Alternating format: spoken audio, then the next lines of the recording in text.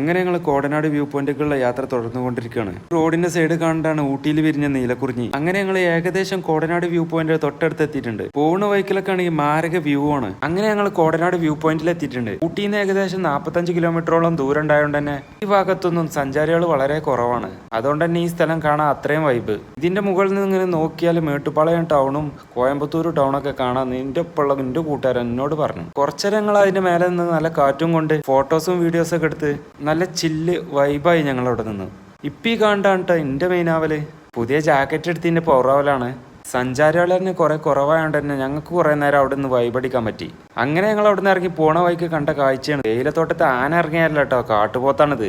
വൈകുന്നേരം ഒരു 6 മണിയായപ്പോൾ തന്നെ ഞങ്ങൾ ഊട്ടി ടൗണിൽ തിരിച്ചെത്തിട്ടോ. രാത്രിയായപ്പോൾ ഫുഡ് കഴിക്കാൻ വേണ്ടി ഊട്ടി ടൗണിലേക്ക് ഇറങ്ങി. ഊട്ടി ടൗണിലുള്ള മജ്ലിസ് കാരണം ഹോട്ടലിൽ കയറി ജുനൈദ് ഫ്രൈഡ് റൈസും ഞാനൊരു ചിക്കൻ ബിരിയാണി ഓർഡർ ചെയ്തു. അത് കഴിഞ്ഞ് ഞങ്ങൾ കുറച്ചേരം ഊട്ടി ടൗണിൽ കൂടി ഒന്ന് നടന്ന് കടയിൽ നിന്ന് ഓംലേറ്റും കഴിച്ച് നമ്മൾ പോയി.